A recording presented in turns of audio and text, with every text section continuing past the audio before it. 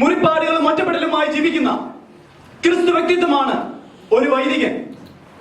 ഈ മാറിയ കാലഘട്ടത്തിൽ ജീവിതം ഒരു വലിയ വെല്ലുവിളിയായി ഏറ്റെടുത്തുകൊണ്ട് മുറിവേറ്റവർക്ക് ആശ്വാസമായി മാറുന്ന വൈദിക ജീവിതത്തിന്റെ ഒരേട് ഞങ്ങളിവിടെ അവതരിപ്പിക്കുന്നു.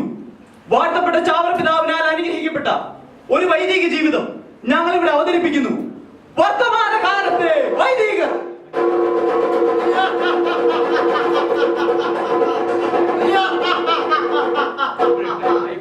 അങ്ങനെ ഒരാൾ കൂടി ബലിയാകാൻ പോകുന്നു. അതെ, എന്നെ സ്നേഹിക്കുന്ന എന്റെ ജനത്തിനു വേണ്ടി ഞാൻ ബലിയാകും. നിന്റെ ജനമോ?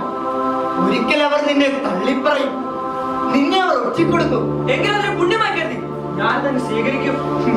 കഷ്ടം, ഈ ലോകത്ത് ജീവിക്കുവാനുള്ള പ്രായോഗിക ബുദ്ധിയൊന്നും പാപത്തിനില്ലെന്ന് തോന്നുന്നു. പരിഹസിക്കുകയാണ്.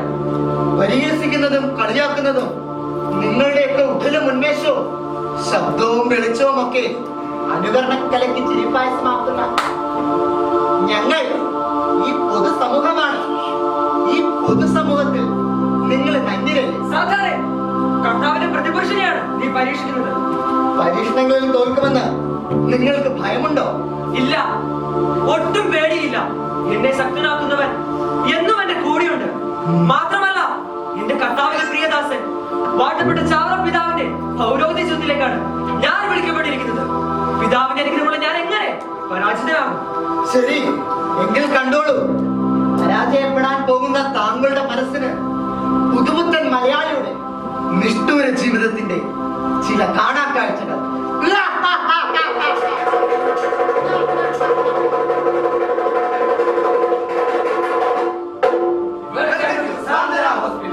ഡെങ്കിപ്പനിക്കും കിടപ്പുരോഗികൾക്കും മരുന്ന് ഫ്രീ. റൂം കിട്ടാൻ ഇപ്പോൾ ബുക്ക് ചെയ്യുക.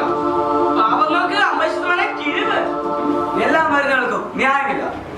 പ്രഷറും ഷുഗറും ഫ്രീ ആയി പരിശോധിക്കും. ഓപ്പറേഷൻ തുകയുടെ 20% അടച്ചാൽ പാവങ്ങൾക്ക് ഓപ്പറേഷൻ റെഡി. ആൺകുട്ടികളെ പ്രസവിക്കുന്നതിന് പ്രത്യേകം തയ്യാർ ചെയ്ത AC പ്രസവ ആളുകൾ. ജാതകം നോക്കി പ്രസവിക്കുവാൻ പ്രത്യേകം തയ്യാർ ചെയ്ത സിസേറിയൻ വിഭാഗം. സാന്ദ്ര ഹോസ്പിറ്റൽ.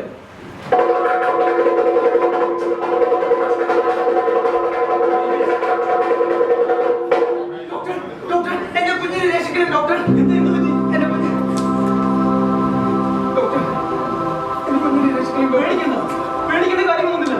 കുട്ടി ഐസിൽ അഡ്മിറ്റ് ചെയ്യണം. സിസ്റ്റർ, ഡോക്ടർ, എന്റെ കുഞ്ഞിനെ എങ്ങനെയായാലും രക്ഷിക്കണം. രക്ഷിക്കും. നിങ്ങൾ ദയവായി പുറത്ത് വെയിറ്റ് ചെയ്യും. ശരി ഡോക്ടർ. ദയവായി ഡോക്ടർ, ഡോക്ടർ, കുഞ്ഞ് മരിച്ചു ഡോക്ടർ.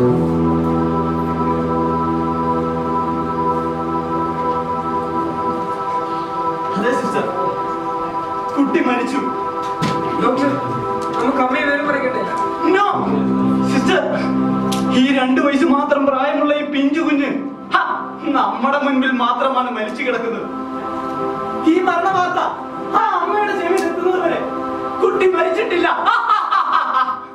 ഡോക്ടർ, അത് എന്താ എന്താ സിസ്റ്റർക്ക് ഒരു വൈമനസ്യം? It's your duty. You must obey me. Yes doctor. Doctor പറഞ്ഞ എന്ത് ഞാൻ ചെയ്യും. ചെയ്താൽ അടുത്ത മാസം ശമ്പള കണക്കിൽ ഹോസ്പിറ്റൽ ലാഭവിഹിക്കുന്ന ഒരു വിഹിതം സിസ്റ്ററുടെ അക്കൗണ്ടിലേക്ക് എത്തും. Yes doctor, I will do. Doctor,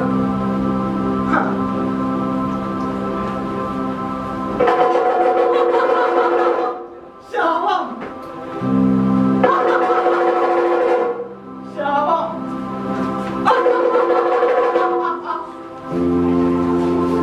പൊന്നു തമ്പുരാനെ, എന്നോട് പൊറുക്കണം. സിസ്റ്റർ, സിസ്റ്റർ, എന്റെ കുഞ്ഞിന് എങ്ങനെയുണ്ട് സിസ്റ്റർ? No problem. കുഞ്ഞിന് കുഴപ്പമൊന്നുമില്ല. കുഞ്ഞ് ഐസിയിലുണ്ട്. ചന്ദ്രമോഹൻ എവിടെയാണ്? എന്താ സിസ്റ്റർ, നിങ്ങളുടെ കയ്യിൽ പണം വരുന്നുണ്ടോ? ചിലപ്പോൾ ഓപ്പറേഷൻ വേണ്ടി വന്നേക്കും. സിസ്റ്റർ, എന്റെ ഹസ്ബൻഡ് വിദേശത്താ. അത്യാവശ്യം പണമൊക്കെ ബാങ്കിലുണ്ട്. സിസ്റ്റർ പറഞ്ഞാൽ മതി, മരുന്നൊക്കെ ഞാൻ വാങ്ങിച്ചോളാം. എന്റെ കുഞ്ഞിനെ രക്ഷിക്കണം. നിങ്ങളുടെ കുട്ടിക്ക് ബോധം തെളിഞ്ഞു. നന്ദി ഡോക്ടർ, നന്ദി.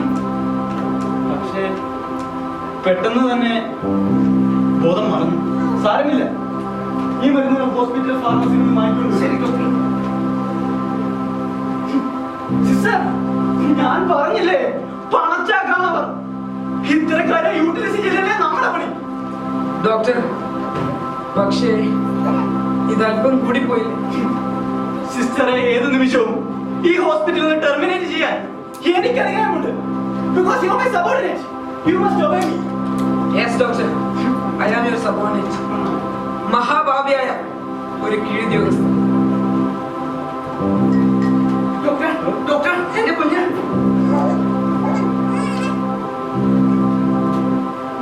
നിങ്ങളുടെ കുട്ടി തൊട്ടു മുമ്പ് മരിച്ചു.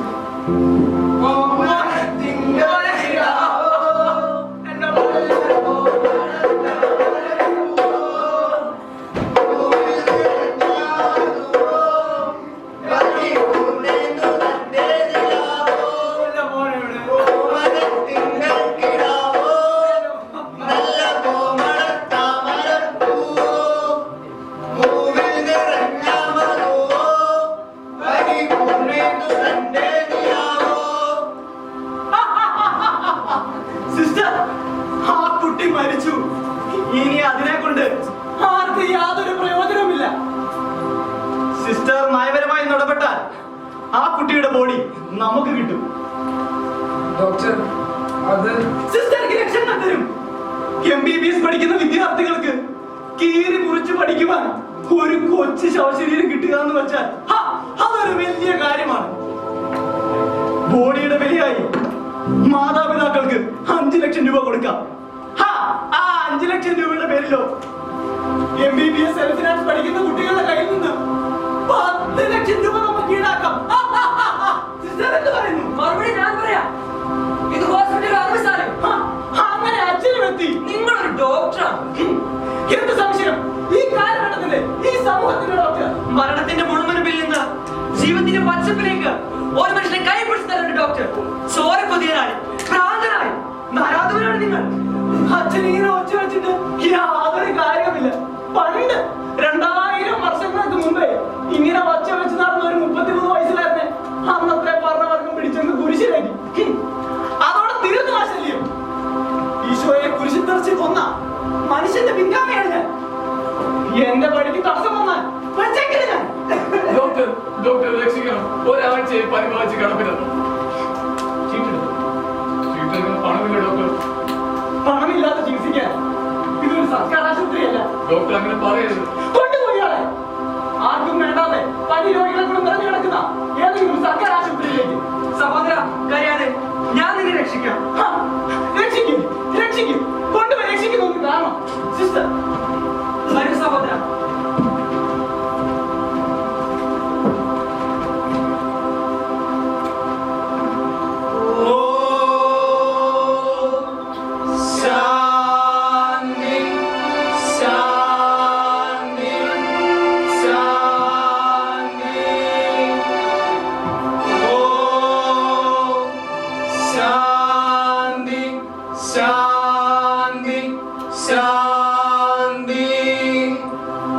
ശക്തി ചോർന്നു പോകരുത്. ഈ ആട്ടിൻതോലിട്ട ചെന്നായ്ക്കളുടെ ദൈവരാജ്യം സ്ഥാപിക്കാനാണ് കർത്താവ് നമ്മെ അയച്ചിരിക്കുന്നത്. പതറി പോകരുത്. നമ്മളും തോറ്റ് പിന്മാറിയാൽ ശതകോടിക്കണക്കിനുള്ള ഈ പാവങ്ങളെ ആര് രക്ഷിക്കും? മുകളിൽ നിന്നും ശക്തി ലഭിക്കുന്നതുവരെ നിങ്ങൾ പ്രാർത്ഥിക്കണം. പിന്നോക്കം പോകരുത്. ഈ കഴുകന്മാരിൽ നിന്നും സാധുജനങ്ങളെ രക്ഷിക്കുവാൻ നിസ്വാർത്ഥമായി സേവനം ചെയ്യുന്ന സഭയ്ക്ക് മാത്രമേ കഴിയൂ. ആതുര സേവന രംഗത്ത് സഭയുടെ സൽകീർത്തിയുടെ അടയാളമായി നന്മകൾ ഉണ്ടാകണം. അവരിന് നന്മ ചെയ്യാത്ത ദിവസം നീ അത്താഴം ഉണ്ണരുത്.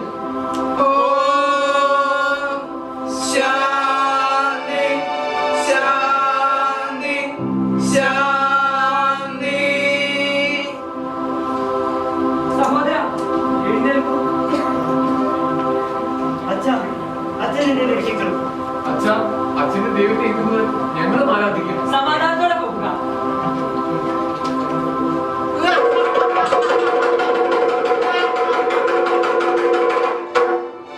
വിജയിച്ചു നിങ്ങൾ. നിരാശനായ അപ്പസ്തോലിനെ പോലെ കരഞ്ഞു കരങ്ങി പിന്മാറി പോയില്ല. കൊള്ളാം. പക്ഷേ ഇനിയുമുണ്ട് കാഴ്ചകൾ. അവയെ അതിജീവിക്കുവാൻ നിങ്ങൾക്കാകുമോ? തീർച്ചയായും ഈ ദുരിത കാഴ്ചകൾക്ക് മീതെ സഭയൊരുക്കുന്ന സ്വർഗരാജ്യം ഇവിടുത്തെ പാവപ്പെട്ടവർക്കും ഭാരം ചുമക്കുന്നവർക്കും അവകാശമാകും വരെ എനിക്ക് വിശ്രമം ഉണ്ടാകുകയില്ല. എല്ലാ മേഖലകളിലും അഴിമതിയും സ്വജനപക്ഷപാതവും സ്വാർത്ഥതയും കുട്ടികുത്തി വാഴുമ്പോൾ ആത്മീയതയിലേക്ക് തിരിയുന്ന ജനങ്ങളുടെ സംഖ്യ വളരെ കുറവാണെന്ന കാര്യം അച്ഛൻ മറക്കണ്ട. താങ്കളുടെ ഒരു തെറ്റിദ്ധാരണയാണ്. എല്ലാ മേഖലയും മൂലിച്ചത് ബാധിക്കുമ്പോൾ യഥാർത്ഥ ആത്മീയത നിലനിൽപ്പൊക്കെ തന്നെ ചെയ്യും. ക്രിസ്തുവിന്റെ ആത്മീയതയ്ക്ക് മരണമില്ലെന്ന് താങ്കൾ മനസ്സിലാക്കുക. ശരി, എങ്കിൽ വരൂ. ഇതാ മറ്റൊരു കാഴ്ചയിലേക്ക് നിങ്ങളെ ഞാൻ ക്ഷണിക്കുന്നു.